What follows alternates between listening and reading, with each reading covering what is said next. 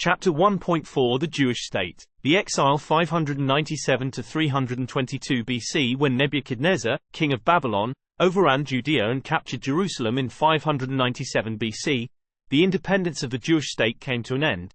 Jehoiakim, the king, was taken prisoner to Babylon, together with all the court.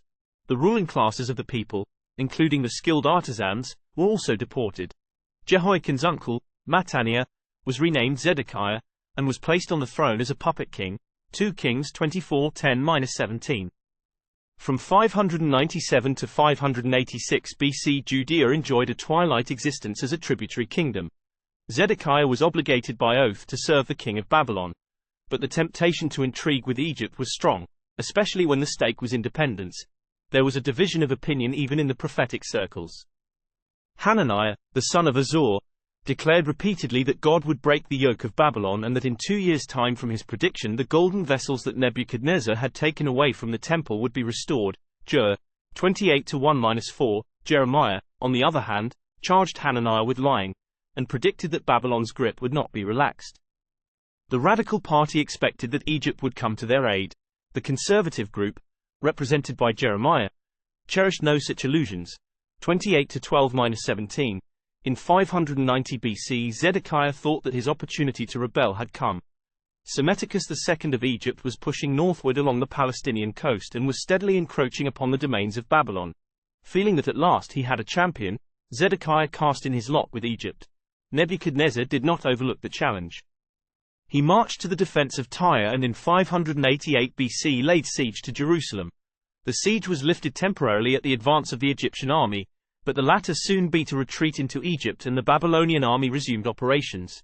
In 586 BC the walls were breached and the Babylonians took the city. Zedekiah was captured in an attempted escape, and after being blinded, was taken in chains to Babylon. The sacred vessels of the temple were plundered. The building itself, together with the royal palace and the mansions of the nobles, was burned. The walls of the city were leveled and the population was deported to Babylon. 39:4-10. In order to preserve a semblance of organization, Nebuzaradan, the Babylonian general in charge of the campaign, appointed Gedaliah as governor. The dissident factions within the land still persisted. However, Baalis, the king of the Ammonites, instigated a rebellion in which Gedaliah was assassinated. General civil strife followed in which the insurgent party was finally beaten. The remnant of them escaped to Egypt, taking the prophet Jeremiah with them into involuntary exile. Jeremiah 41-43.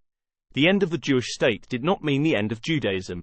In fact, the practice of Orthodox Judaism had its beginning in these events. Many of those who went into captivity took with them the law and the prophets, which they cherished as their scriptures. Although the sacrifices of the temple had ceased, the worship of God continued. Some of the most devout and best educated of the Jews had been taken to Babylon, and with their settlement in that land there sprang up a community that took the place of Jerusalem in religious leadership. In no small measure the religious development of this community was promoted by Ezekiel, who had been carried away in the first deportation under Jehoiakim. He was a combination of visionary and Puritan.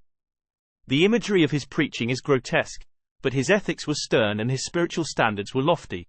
He predicted the restoration of the people to their own land and expected revival that would purify them from the abominations that they had committed during the years of their captivity. Ezekiel 36-22-31. The 70 years of the Babylonian captivity witnessed the rise of the synagogue worship among the Jews. Groups of the faithful banded themselves together in the name of Jehovah and formed congregations in which the law was taught and revered. Teachers were appointed who took the place of the temple priesthood as religious leaders of the people. The study of the law became a substitute for animal sacrifices, and ethical observances took the place of ritual. The fall of Babylon occurred in 538 BC.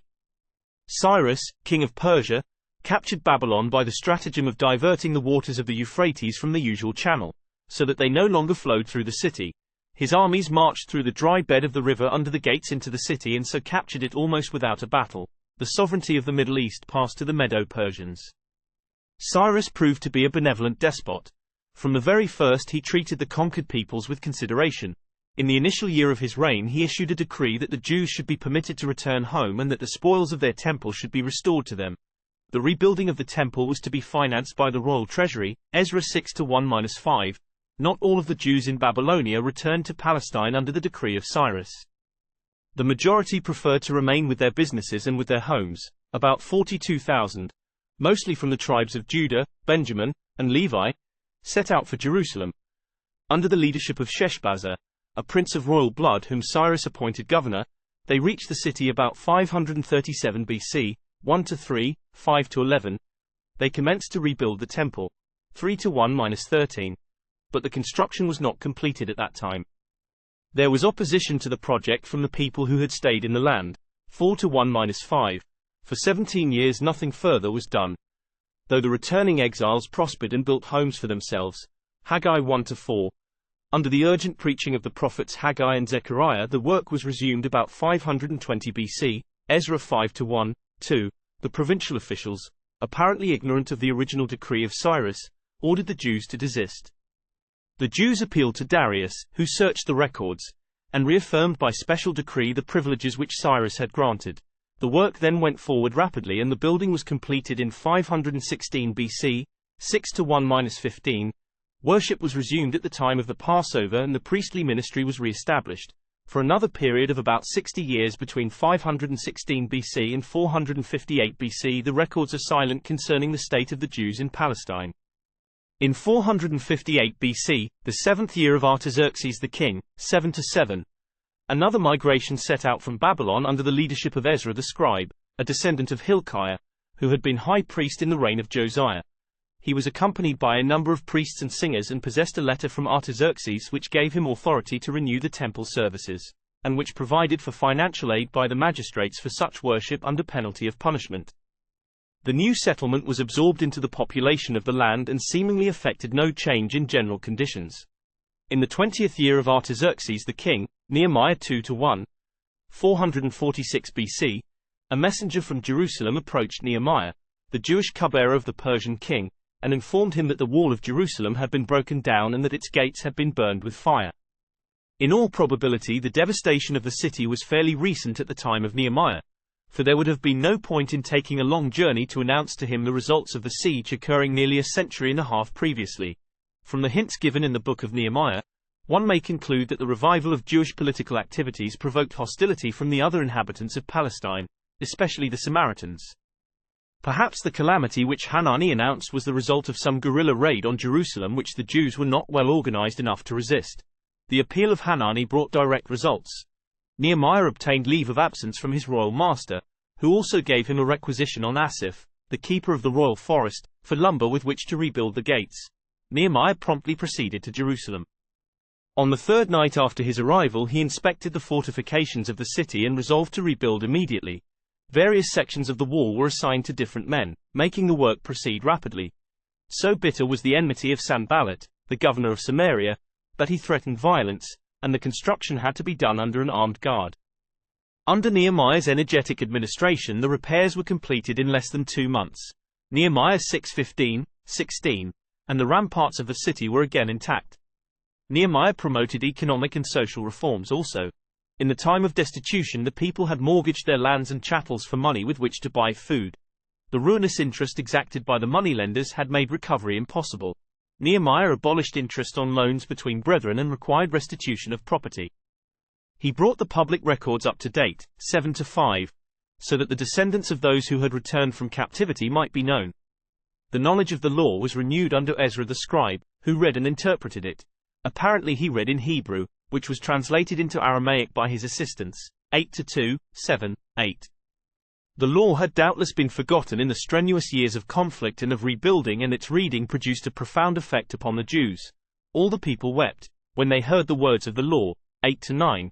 The Feast of Tabernacles was celebrated, 8:13-18, and a moral reform was effected.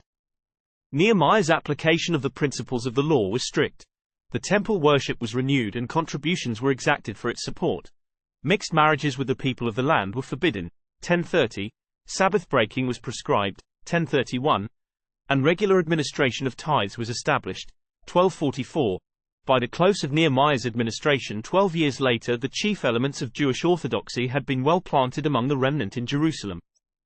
During Nehemiah's regime Manasseh, a grandson of the high priest, who had married the daughter of Sanballat the governor, was expelled from the country. According to Josephus he fled to Samaria where he built a temple on Mount Gerizim, and established a rival cult which became the center for the worship of the Samaritans. The reforms of Nehemiah left a permanent effect.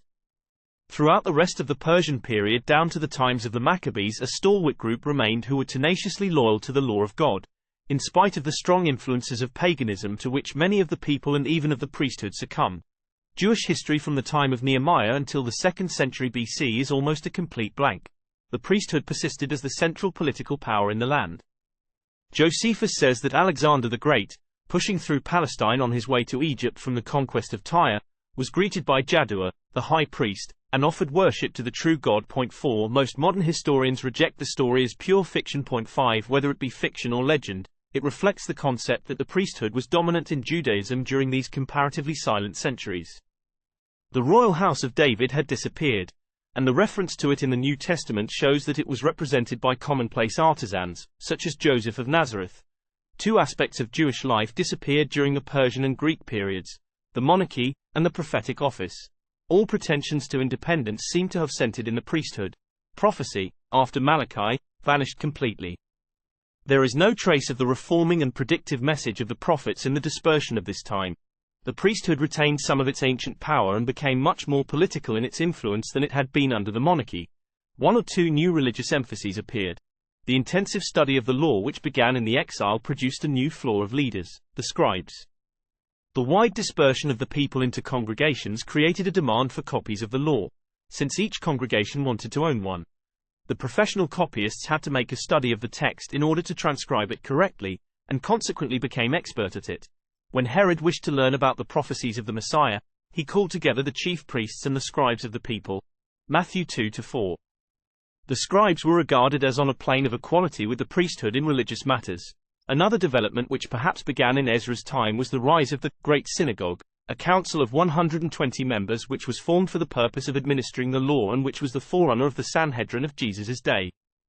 Simon the Just, who is probably to be identified with the high priest Simon I, living at the beginning of the 3rd century BC, is reputed to have been the last surviving member of the body. Since the references to this great synagogue all come from late Talmudic literature, which is notoriously inexact in historical allusions, the very existence of this body has been challenged.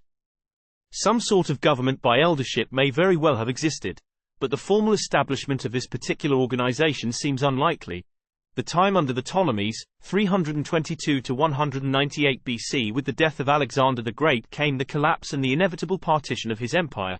He left no heirs old enough or strong enough to be his successors, and his 4 generals divided the realm among themselves. Ptolemy took Egypt, and Antigonus became ruler of Syria. Palestine became the battleground and the prey of both. In 320 BC, Ptolemy invaded the land and captured Jerusalem.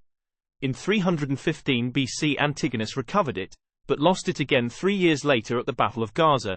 In 301 BC, Antigonus was killed in the Battle of Ipsus, and so Ptolemy reasserted his claim.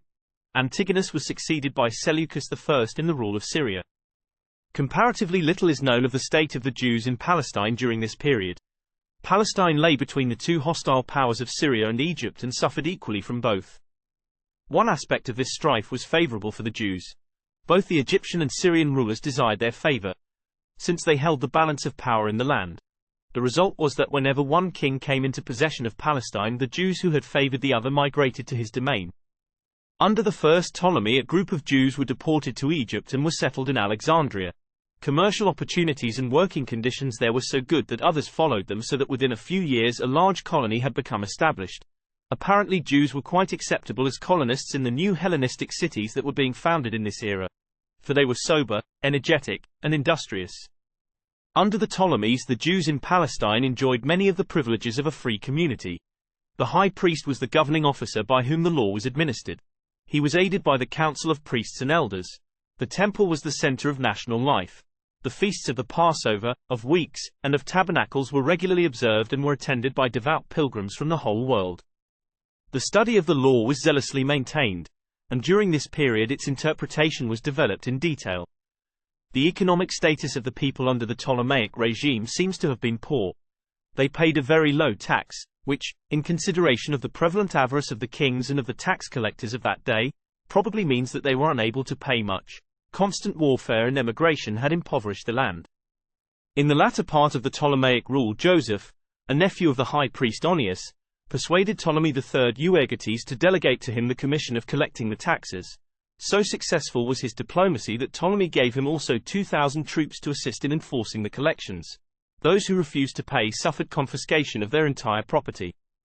Ptolemy was satisfied and Joseph grew wealthy, but the land was drained of its few remaining resources. 7 Perhaps the financial oppression of the last few years of the 3rd century caused the people to turn their allegiance more readily from Ptolemy V to Antiochus III of Syria. The Ptolemies, for the most part, treated the Jews very well. Under Ptolemy Philadelphus, 285 to 246 BC, the successor of Ptolemy Lagus, thousands of the Jewish slaves were liberated at royal expense. Some of these were given posts of responsibility to fill. The younger generation took on Greek customs and spoke the Greek language so that they began to lose their distinctively Semitic habits of thought.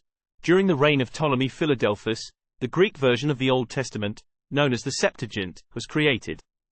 According to the story current in Josephus' time, Ptolemy's librarian, Demetrius, was collecting copies of all known books for the great library which he was assembling in Alexandria. Hearing that the Jews had written records of their nation, Demetrius petitioned Ptolemy to secure them for him in accurate translation. Ptolemy sent to Eleazar, the Jewish high priest, asking that he send Dele not Gates, 6 elders from each tribe, who should be able to perform the work of translation. Eleazar reciprocated by sending the men and a copy of the law. The legend says that the 72 elders completed their work in 72 days and that when the resulting translation was read to the Jews, they all approved it. 8 The accuracy of some of the details in the story is questionable, but there can be no doubt that the Septuagint arose in Alexandria, and that it was translated to meet the demand for the scriptures by a Greek-speaking Jewish population. By the time of Christ it was widely circulated throughout the dispersion in the Mediterranean world and became the Bible of the early Christian Church. Next is the time under the Seleucidae 198 to 168 BC. Parallel with the development of the Ptolemaic Empire in Egypt, there grew up the dominion of the Seleucidae in Syria, whose capital was Antioch on the Orontes River. The rivalry between the two kingdoms involved them in constant strife. Antiochus I of Syria, 280 to 261 BC, attempted to conquer Palestine, but failed to do so. His son, Antiochus II, agreed to marry Berenice, the daughter of Ptolemy, 249 BC, if he could secure with her the rights to the land. Upon the death of Ptolemy he divorced Berenice, to take back his former wife, Laodice. She, however, had him poisoned and had Berenice and her child murdered. Ptolemy III Euergetes, 246–222 BC, thirsting for revenge, invaded Syria. The war went on with varying fortunes until Antiochus III was defeated at Raphia by Ptolemy IV in 217 BC. The Syrians were driven from Jerusalem and the country was claimed by Egypt. In 198 BC the tide of war turned again. The Egyptian army was severely beaten and Palestine came again under the rule of the Seleucidae. As might be expected, the advent of the Syrians was not unanimously welcomed. A large party of the Jews, led by the priesthood under Onias III, persisted in their allegiance to Egypt. Their opponents, the house of Tobias, were more liberal in their interpretation of the law and favored Syria. In a conflict which arose between them, the house of Onias prevailed and expelled the followers of Tobias. The disgruntled Tobiads promptly reported their woes to Seleucus IV with the hint that he might be able to replenish his empty treasury with funds from the temple. Legend says that he sent his treasurer, Heliodorus, to Jerusalem for the purpose of confiscating the temple treasure, and that he was prevented from doing so by a vision which terrified him. Seleucus died in 175 BC, and was succeeded by his brother Antiochus IV, who was a thorough Hellenist. He was a vigorous ruler, but was so erratic that many called him Epimanes, the madman, rather than Epiphanes, the manifest god, which was his official title. Antiochus interfered in the affairs of Palestine by replacing Onias III by his brother Jason, who promised to pay large sums into the royal treasury and to introduce Greek customs into Jerusalem if the Jews could be registered as citizens of Antioch. The appointment of Jason was followed by the establishment of a gymnasium in Jerusalem almost under the shadow of the temple. The priests left the service of the temple for the games. Jason actually stooped to sharing in the games in honor of the Tyrian god Melkarth and sent gifts for offerings. Even his messengers refused to participate in this sacrilege, and so the gifts were applied to the building of the Syrian navy. Antiochus became embroiled in a contest with Egypt. Fearing that Jason would not be loyal to him, he replaced him by Menelaus, another Hellenizing Jew, who favored Syria's program. Antiochus's invasion of Egypt was a failure, for the Roman envoy compelled him to withdraw. Enraged by this defeat, he returned to Jerusalem in a bad mood and proceeded to vent his anger on the Jews. A large number of the inhabitants of the city were sold as slaves. The walls of the city were destroyed. The temple was plundered of its treasures and was converted into a shrine of Olympian Zeus. On December 15, 168 BC, an image of the god was set up on its altar, and 10 days later a sow was sacrificed in its honor. Heathen altars were erected everywhere throughout the country, and the observance of heathen festivals was made compulsory. Judaism was proscribed completely. The death penalty was inflicted upon those who possessed or read the Torah. Sabbath observance and circumcision were forbidden. The situation became intolerable for all devout adherents of the law, and conflict was inevitable. The spark that touched off the conflagration of war was the revolt of Mattathias, an old priest in the village of Modin. When the royal agent came to Modin to compel heathen sacrifices, he offered rewards to Mattathias if he, as the oldest and most respected citizen of the village, would be the first to comply. Mattathias protested vehemently against the request, and when some less conscientious Jew approached to offer his sacrifice, Mattathias killed him at the altar. Aroused by the profanation of God's law, he killed the king's agent also and demolished the altar. Mattathias and his sons fled into the wilderness with their families, where they were joined by others. In the war that followed, the Jews were worsted at first. Mattathias died shortly after and was buried at Modin. The contest was carried on by his son Judas, nicknamed Maccabeus, the Hammer. The Syrians regarded the Maccabees as guerrilla fighters of negligible importance, but after a strong Syrian detachment was routed at Beth Horon, Antiochus began to take the revolt more seriously. He raised a large army, paid it for a year in advance, and left it in charge of his general Lysias while he himself went on an eastern expedition. In a short but decisive campaign, Judas twice defeated the Syrians and expelled them from Jerusalem. The temple was cleansed and a new altar was erected. A rededication service was held, and a new feast was established to commemorate the occasion. He completed his success by the conquest of the lands east of the Jordan and had Palestine within his grasp. When the news of his army's defeat reached Antiochus IV, he was so shocked that he died soon thereafter. The contest was maintained by his successor.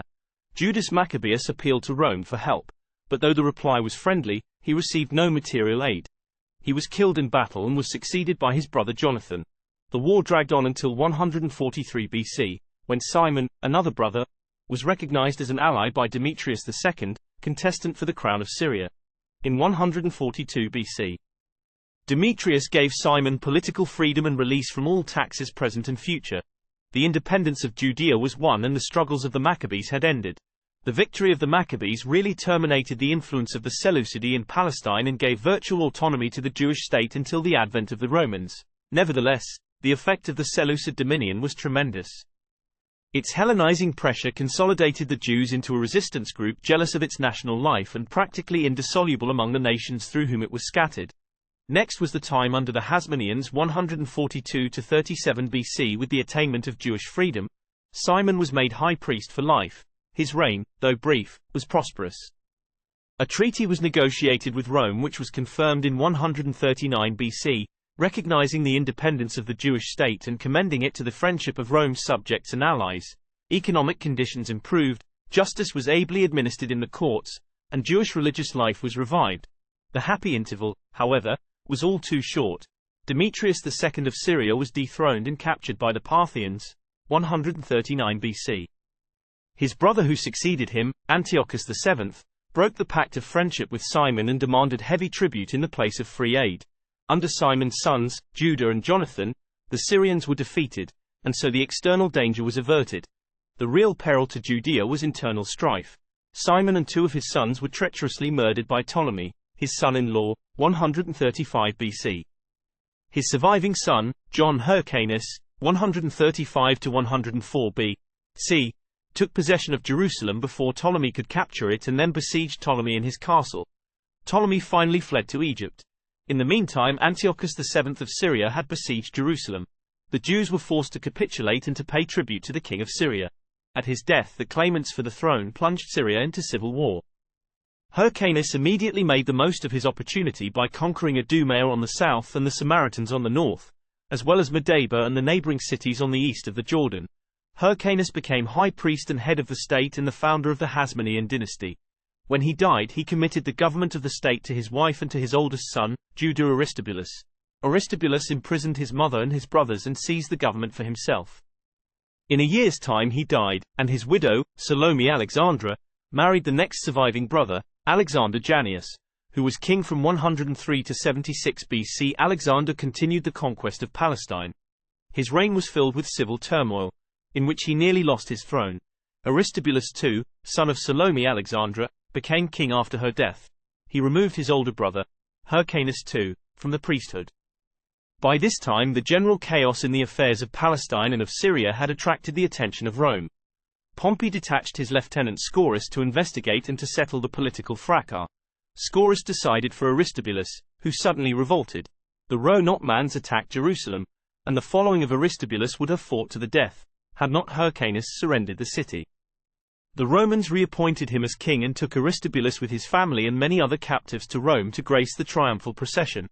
Alexander, Aristobulus's son, escaped while en route to Rome, and attempted a revolt against Hyrcanus. He was overcome by the Roman proconsul of Syria, who placed all of Palestine under the governor of Syria. In the civil war between Pompey and Caesar in 49 BC, Hyrcanus aided Caesar, who rewarded him by recognizing him as the responsible head of the Jewish nation, and by restoring the coastal cities to his rule. His minister Antipater was granted Roman citizenship. Antipater was the real power behind the throne. He appointed his own son Phasael prefect of Jerusalem, and his other son, Herod, as prefect of Galilee. Through the changing fortunes of the civil wars of Rome, Herod succeeded in keeping himself in favor with the ruling party. Hyrcanus gave Herod his support. Antony appointed Herod and Phasael co-rulers of Judea. While Antony was in Egypt, the Parthians attacked Jerusalem and captured Hyrcanus and Phasael. Herod escaped from the city in time to save his life. Antigonus, 40 to 37 BC, who had been appointed ruler by the Parthians, marched against Herod. The latter, with the aid of the Roman legions, finally defeated Antigonus and had him beheaded. With Antigonus ended the Hasmonean dynasty. The time under the Herods 37 BC to AD 6. The Herodian dynasty began with Antipater. His son Herod, called the Great, inherited all of his father's ability in diplomacy and government, in addition to the throne of Judea, which had been vacated by the death of Hyrcanus. Farrar says that Antipater built the superstructure, Herod put on it the coping stone, and turned the tent of his Eerdmans ancestors into a royal palace, which was regarded during his lifetime as one of the most splendid of all the world. The time Herod the Great 31 to 4 BC. Herod began his reign in 37 BC at the age of 22.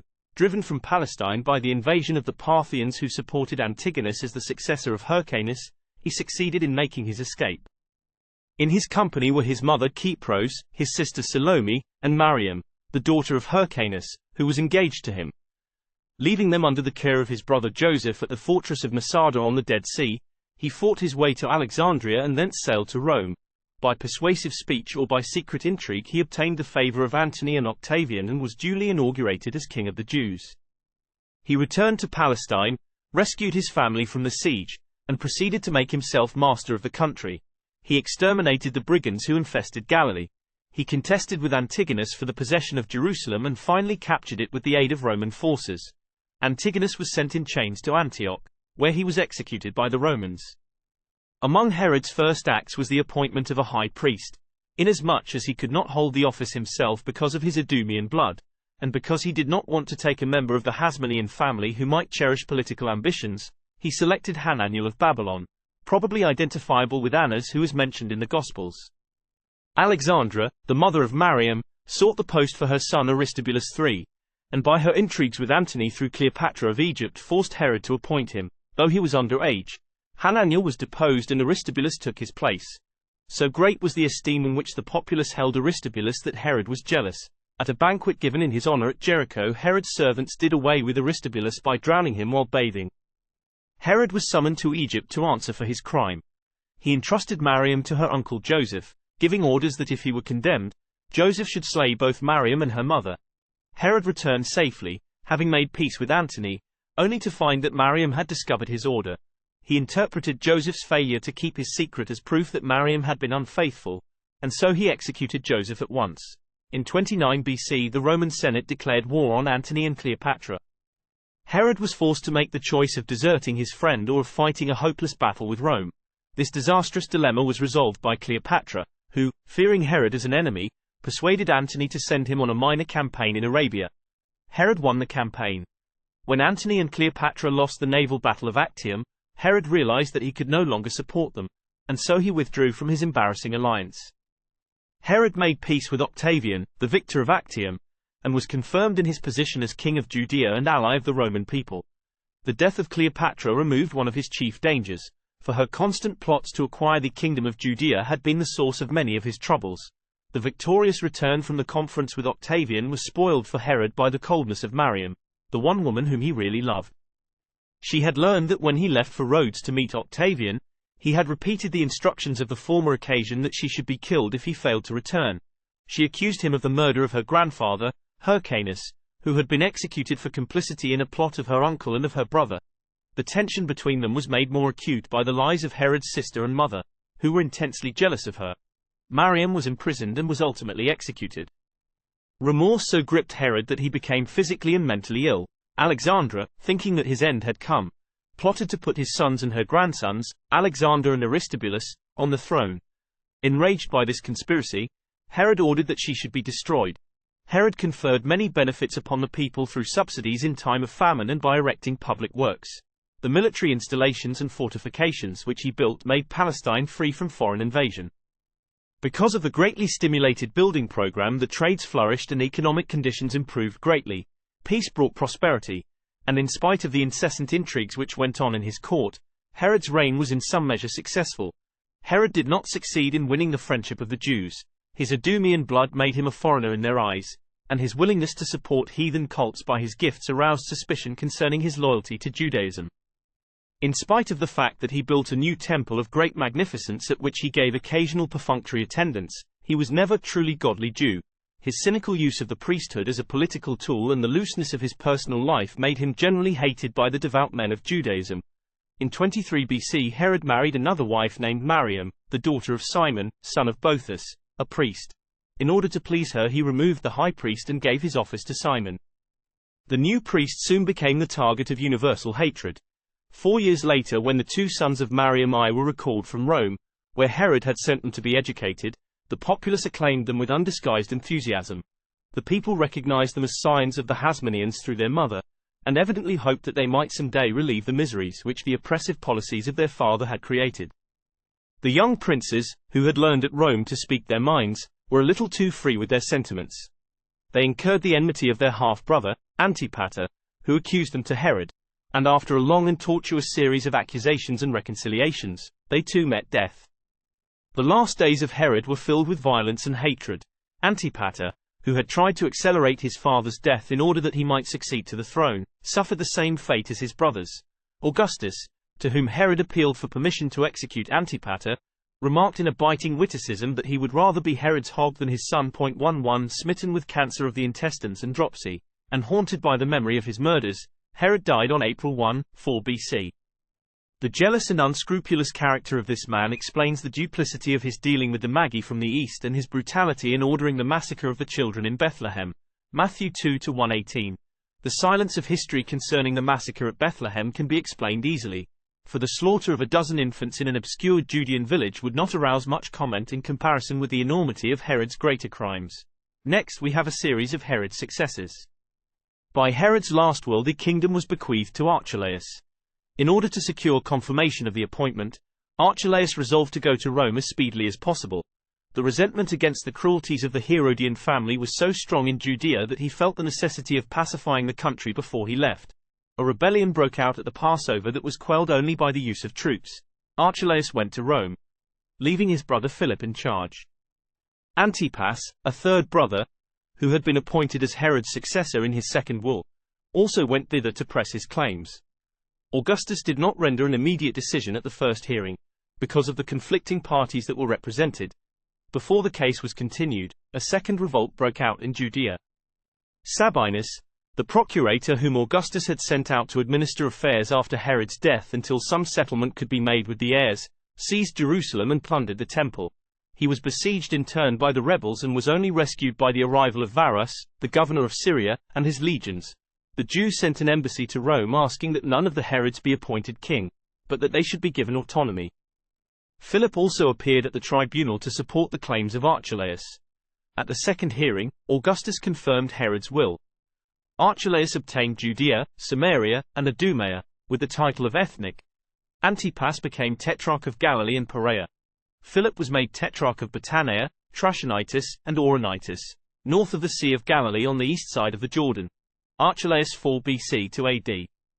6 Archelaus married Glaphyra, daughter of the Cappadocian king Archelaus, who had been the wife of his half-brother Alexander, and, after his death, the wife of Juba of Mauritania. This marriage brought Archelaus into further disfavor with the Jews, because he had divorced his own wife to marry her, and because she already had children by Alexander. Like his father, Archelaus promoted the building of public works. His rule was so distasteful to his people that after 9 years a delegation of the Jewish and Samaritan leaders went to Rome to file complaint against him. Augustus, after listening to their petition, deposed Archelaus from his office and banished him to Vienne in Gaul in AD 6. The character of Archelaus's reign receives a curious confirmation in an incidental reference in the Gospels. Matthew, in telling of the return of Joseph and Mary from Egypt, says, "But when he heard that Archelaus was reigning over Judea in the room of his father Herod, he was afraid to go thither. And being warned of God in a dream, he withdrew into the parts of Galilee." Matthew 2:22. Evidently Archelaus's reputation for jealousy of possible rivals and for general vindictiveness was equal to his father's. Next was Philip the Tetrarch 4 BC to AD 34. The territory assigned to Philip included the northeast corner of Palestine bounded on the west by the Sea of Galilee, the upper Jordan River, the Lake of Merom, and the southern Lebanon range. On the north it extended to the borders of Abilene near Damascus. On the east and southeast it projected into the desert, and on the south it bordered on the Decapolis. Its population was largely Syrian and Greek, with a much smaller Jewish element than lived in Archelaus's domain. Philip was a happy exception to the Herods in general. He followed their precedent as a builder. But in his dealings with his people he was just and fair. Caesarea Philippi, mentioned in the Gospels, Matthew 16:13, Mark 8:27, was built on the site of the ancient Panias, at the springs of the Jordan, and was named for the emperor and for him. Bethsaida Julius, on the northwest side of the Lake of Galilee, was also one of his cities. He married Salome, the daughter of Herodias. Josephus had only good to say of him. 12 He died peacefully in AD 34. His tetrarchy was placed under the Roman administration of Syria until, in AD 37, it was given by Caligula to his nephew. Agrippa I. Philip is mentioned by Luke, 3:1, as being tetrarch of Iturea and Trachonitis. He is not mentioned elsewhere in the narrative of the New Testament. Next was Herod Antipas 4 BC to AD 39. The Herod who is most prominent in the Gospels is Herod Antipas, the tetrarch of Galilee and Perea. Jesus alluded to him as that fox, Luke 13:32, or, more exactly, that vixen. The epithet was a characterization not only of his slyness, but of his craftiness and of his vindictiveness as well. During his reign of 43 years he built a new capital on the shores of the Lake of Galilee named Tiberias. Because the city was erected on the site of an ancient graveyard, the strict Jews would not live in it, and so he had to colonize it by force. Its government was modeled on the Greek system. By religion, Herod Antipas was a Jew.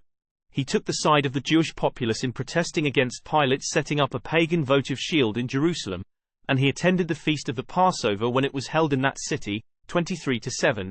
Herod Antipas appears in the Gospels as the murderer of John the Baptist, and as one before whom Jesus was tried. 23-7-12.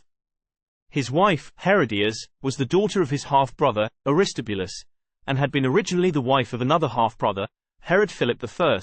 Matthew 14-3, Mark 6:17, Luke 3:19.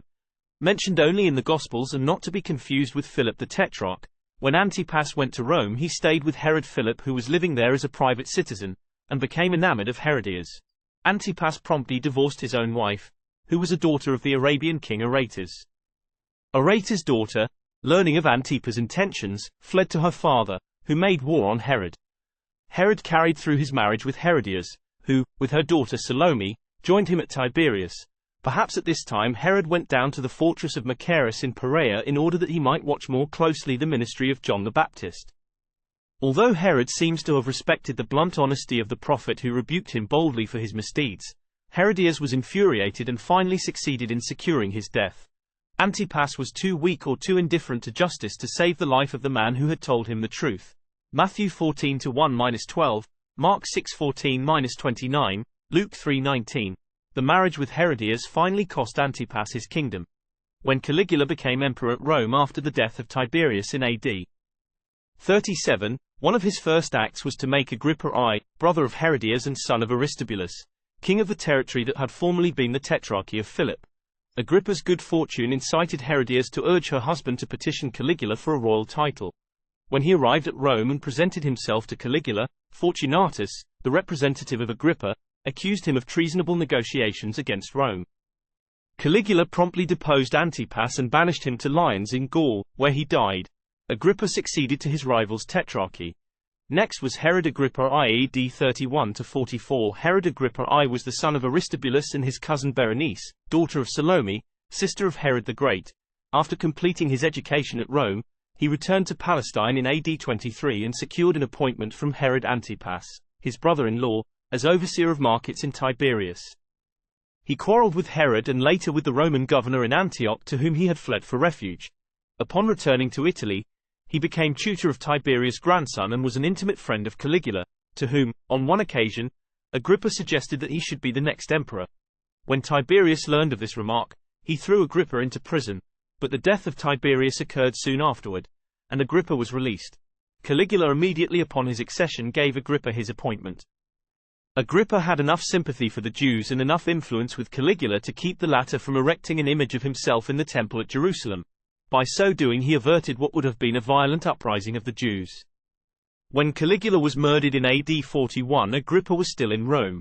He supported Claudius' succession, and Claudius in return confirmed not only the realm which Caligula had given to him, but also Judea and Samaria.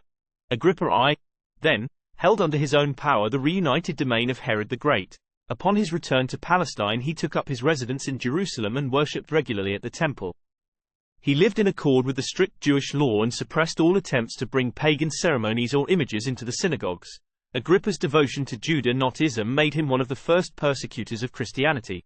During his rule, the tension between the Pharisaic party and the new sect of believers in Jesus had been mounting until finally the king intervened. He arrested and executed James, the son of Zebedee, and imprisoned Peter also.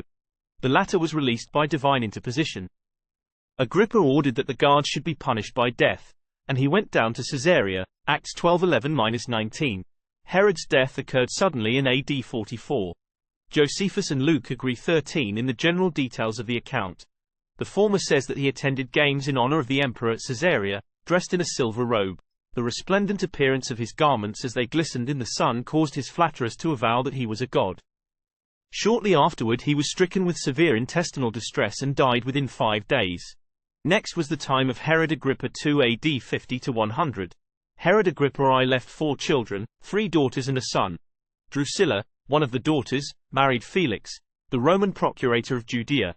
Agrippa II, the son, was in Rome at the time of his father's death. In AD 50, after the death of his uncle, Herod of Chalcis, he was given the kingdom, which included the right to appoint the high priest of the temple in Jerusalem.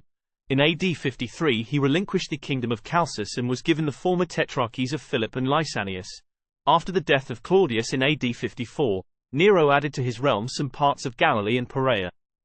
When Festus became procurator of Judea, Agrippa, in company with his sister Bernice who had become his consort, went down to Caesarea to welcome him to his new office. At this time he acted as the religious advisor for Festus in the case of Paul, whose status was a puzzle to the pagan Roman. Acts 25–13–26–32. Though Agrippa had a good knowledge of Judaism, he was indifferent to its deeper claims. And while he observed its ceremonial requirements, he never exhibited any sincere convictions of its truth. In the revolution of AD 66 he openly sided with the Romans. He gave his allegiance to Vespasian, and joined with Titus in the triumph over his own people. His kingdom was enlarged by the new emperor. In AD 75 he and Bernice moved to Rome, where Bernice and Titus became involved in a scandal. Titus had planned to marry her, but he desisted when he realized the intensity of the popular feeling against them. Agrippa died in AD 100. Next was the time under the priests to the fall of Jerusalem AD 70. The various foreign rulers that dominated Palestine, the Ptolemies, the Seleucidae, the Herods, and later the Romans were generally regarded by the Jewish people as usurpers whose rule had to be tolerated but who were never the rightful sovereigns. The people may have had to submit to their political yoke, but they never gave to them hearty allegiance. The real controlling power of the Jewish mind was the priesthood. During the history of Israel, various types of civil government had prevailed at different times. Under Moses, elders represented the tribes and counseled with the leader concerning his action. In the period of the judges there was no central government, but as need arose from time to time, aggressive leaders appeared who gained a popular following but who established no permanent order. In the eras of the united and divided kingdoms, the king was the head of the state. In all of these regimes, however, the word of the priest was final because he was a spokesman for God, and in the Jewish state religious authority was regarded as supreme. If the priesthood was corrupt, political life was also debased. And if there was a revival, the worship of Jehovah was restored and the civil authority was strengthened. During the exile, the functioning of the priesthood as a class was temporarily suspended by the destruction of the temple. The priests, however, did not disappear. For when the captives returned in 536 BC, a large company of priests and Levites were among them. Ezra 2:36-54. When the temple was rebuilt, these resumed their duties, and with a few interruptions the worship continued until the final destruction of Jerusalem by the Romans. Throughout this long period, the priesthood served as the central control in Judaism. The high priest took office by hereditary right and retained it for life. He exercised supreme authority in the state under the overlord who happened to possess the country at the time. To what extent the conquerors of Judea gave a free hand to the high priest cannot be ascertained positively. Probably he was independent as long as he did not interfere with tribute or with foreign policies. Both the Greeks and the Romans gave considerable latitude to the subject peoples in administering their national affairs. Associated with the high priest was a council of elders comprised of the wisest and most experienced men of the nation. Some of them were priests, some, like Ezra, were scribes and professional students of the law. Others were drawn from the wealthy and better educated landholders and businessmen. The government was really in the hands of a religious aristocracy, of which the Sanhedrin, as this body was later called, was representative. The succession of the priesthood through the Persian period is given without comment in Nehemiah 12:1-11. Josephus adds that John, the high priest, evidently identical with Jonathan in Nehemiah 12:11, had a brother, Jesus, whose friend Bagoses, a general of the Persian army, had promised to procure him the priesthood. The two brothers quarreled in the temple, and so John killed Jesus. To the general scandal of the people and of the Persian authorities. 14 The place of the high priest as the leader of that nation was clearly demonstrated in the negotiations with Alexander as reported by Josephus. When Alexander invaded Palestine and laid siege to Tyre, he demanded of the high priest that all support which the Jews had formerly given to Persia should be transferred to him. The high priest refused, because he had given his oath to Darius and would not go back on it. Alexander replied with a threat that when he had finished his conquest, he would teach the priest to whom he should give his oaths. Josephus' account states that when Alexander approached Jerusalem, Jaddua, the high priest, went out to meet him with a procession. Alexander was deeply impressed and gave reverence to the priest, who showed him predictions of his conquest in the Jewish scriptures. The negotiations proceeded peacefully and the Greek army departed from Palestine, leaving the Jews to govern themselves. In the Ptolemaic period the priesthood remained powerful and provided good government. Onias I, son of Jaddua, and his son, Simon I, the just, received favorable mention in Josephus. With the passing of time, however, the high priesthood became a political prize that was generally sold to the highest bidder. The successful candidate had to comply with the wishes of his political lord if he wished to hold his position. Consequently, the high priesthood lost much of its independent influence and was, until the time of the Maccabees, largely subservient to the state. With the Maccabean revolt came a change in the priesthood. The older line of priests who had held office under the Seleucidae was displaced by the Hasmonean dynasty whose progenitor was John Hyrcanus, himself a descendant of the Maccabees. Under the last of the Seleucidae and under the Herods the priesthood maintained its ascendancy in Judaism, except for a few lapses when Herod changed the priestly appointment. From the death of Herod the Great until the fall of Jerusalem the priesthood was again the chief political power of Judea. The high priest acted as advisor to the Roman procurator and not infrequently his political pressure caused the governor to change his policy. Through his influence over the populace the high priest was able to mold public opinion and thus he could bend stubborn officials to his will or else compel them to risk the emperor's displeasure for failing to keep on good terms with their subjects. The cry of the populace at Jesus' hearing before Pilate, "If thou release this man, thou art not Caesar's friend," John 19:12, was a good example of such machinations. For Mark says that the chief priests stirred up the multitude, Mark 15:11. The rule of the priests was concurrent with the 3 periods previously mentioned, and it continued until the fall of Jerusalem, at which time the temple was destroyed and the priesthood was dispersed. Next was the time under the Romans until Bar Kokhba AD 135. Clear-cut chronological divisions between the successive national sovereignties over Judea are impossible to establish. Just as the priesthood was concomitant with the sovereignty of the Ptolemies, of the Seleucidae, and of the Herods, so the Herods and the priesthood held sway simultaneously with Rome. From the conquest of Pompey in 63 BC, Rome had assumed a protectorate over Judea, and had regarded both Herod and the priesthood as vassal kings. When upon the death of Herod the Great his less capable son Archelaus followed him as king, he proved to be so unpopular a ruler that Rome deposed him, and appointed Coponius as procurator of Judea. From that time, with some local exceptions, Rome ruled the country directly until the last futile revolt in AD 135. The procurators were not generally popular, and many of them did not remain in office longer than 3 years. Valerius Gratus, AD 15–26, was disliked because he had interfered with the succession of the priesthood by appointing one of his own candidates. His successor, Pontius Pilate, AD 26–36, is perhaps the best known of the procurators because of his connection with the trial and death of Jesus. At the very beginning of his term he offended the Jews needlessly by insisting that his troops should carry into Jerusalem banners bearing on them the image of the emperor. The Jews protested violently against such a profanation of the city. Pilate yielded only when he saw that nothing but useless bloodshed could follow his course of action. Later he became embroiled in a dispute with the Samaritans and was replaced in AD 36 by Marcellus. The accession of the Emperor Caligula in AD 37 brought a new crisis. Under the delusion that he was a god, Caligula issued orders that his statue should be set up in the temple at Jerusalem. Petronius, the legate of Syria, was delegated to carry out the command. He was thus faced with the dilemma of disobeying the emperor's command by refusing to erect the image or of plunging the whole country into a religious war. He succeeded in postponing action, and fortunately for him the dilemma was solved by the death of Caligula in AD 41. Throughout the entire period up to the opening of the Jewish War in AD 66 there was constant tension between the Roman officials and the people. Local outbursts of armed resistance were not infrequent. The party of the Zealots, who were stronger in the rural sections and in the highlands of Galilee, openly advocated a holy war on Rome. The procurators had to maintain vigilance to the point of oppressiveness to maintain order. The popular hatred of Rome was only increased by the occasional skirmishes between the Jewish outlaws and the Roman legionaries, and the appearance of a leader with messianic ambitions was enough to draw after him a numerous and fanatical crowd of followers. Among the later procurators M. Antonius Felix and Porcius Festus are mentioned in Acts in connection with Paul.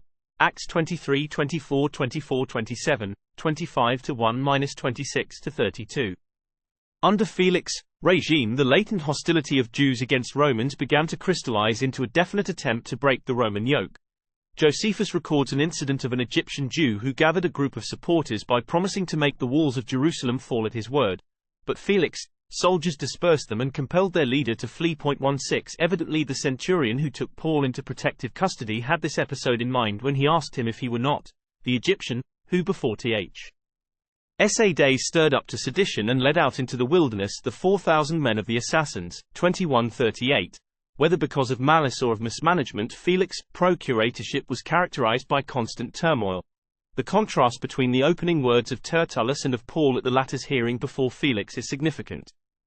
Whereas Tertullus flattered Felix by saying, "Seeing that by thee we enjoy much peace, and that by thy providence evils are corrected for this nation," Acts 24:2, Paul introduced his defense by stating that Felix had been of many years a judge unto this nation, 24:10, a statement that was strictly true.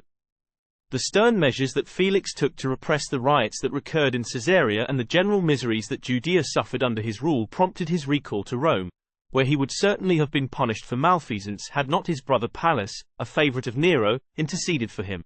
Porcius Festus, his successor, seems to have been an honest man and a conscientious administrator. He died in office after 2 years, but his successors undid whatever small good he had been able to accomplish. Between the death of Festus and the opening of the Jewish War, the political conditions in Judea deteriorated rapidly. The high priests were avaricious and cruel, and the Roman governors were rapacious and oppressive. The Gentile inhabitants of Caesarea went out of their way to provoke the ire of the Jewish population, and Florus plundered the temple treasury. Finally, the Jews, infuriated by constant abuse, rebelled.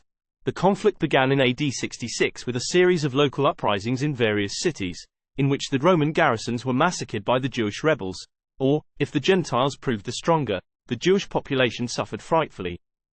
Cestius Gallus, the legate of Syria, marched on Jerusalem and laid siege to the city, but for some unaccountable reason he lifted the siege suddenly and retreated in disorder. This unexpected good fortune convinced the Jews that divine aid was on their side and they united their forces for war. Nero appointed Vespasian as commander of the Roman forces in Judea. Early in AD 67 he mustered an army of 60,000 men and proceeded to Jerusalem. In the meantime John of Gischala, a leader of the Zealots, had entered Jerusalem and had plunged the city into civil war. Vespasian, realizing that Jerusalem was torn by internal strife, used the opportunity to conquer Perea, Judea, and Idumea, and was about to resume the siege of the city when he received news of Nero's death. In July of AD 69 the legions of the East proclaimed him emperor. Leaving his son Titus in charge of the operations in Judea, he went to Alexandria and thence to Rome, where he arrived in AD 70. Within Jerusalem John of Gischala had been joined by another zealot, Simon bar Giora, and by Eleazar, son of Simon. The three leaders quarreled among themselves, and so their followers fought each other with utter savagery. In the spring of AD 70 Titus tightened the siege. Weakened by famine and by the internecine strife, the city fell to the Romans in August, when the walls were breached and the gates were burned. Contrary to Titus' orders, the temple was set on fire, the population was either massacred or sold into slavery, and the city was razed to the ground. 3 more years were required to complete the conquest of the remaining fortresses of Herodium, Machaerus, and Masada. The contest was hopeless, however. For all practical purposes it may be said that the Jewish Commonwealth ended with the destruction of the temple. During the reign of Trajan there were insurrections of the Jews in Egypt and in Cyrene which were crushed relentlessly. The last spark of Jewish independence was extinguished with the revolt of Bar Kokhba in AD 135 under Hadrian. Bar Kokhba, son of the Star, was so named because he was regarded by the rabbinate as the Star out of Jacob. Num. 24:17, prophesied by Balaam. The revolt was caused by Hadrian's law which forbade circumcision and by his order to build a temple of Jupiter on the site of the former temple in Jerusalem. Bar Kokhba was driven from the city and was captured. Jerusalem was made a Roman city which no Jew could enter under pain of death, and the temple of Jupiter was built where formerly sacrifices to Jehovah were offered by his worshippers. The nation perished politically, but Judaism had not died. In AD 90, Jonathan ben Zakkai, a Jewish teacher, opened at Jamnia a school for the study of the law. With him were associated other teachers, Pharisee by creed, who kept alive the observances of their faith. Although the priesthood disappeared and although the sacrifices were ended, the teachers of the law persisted, substituting good works and study for the offerings that no longer had an altar.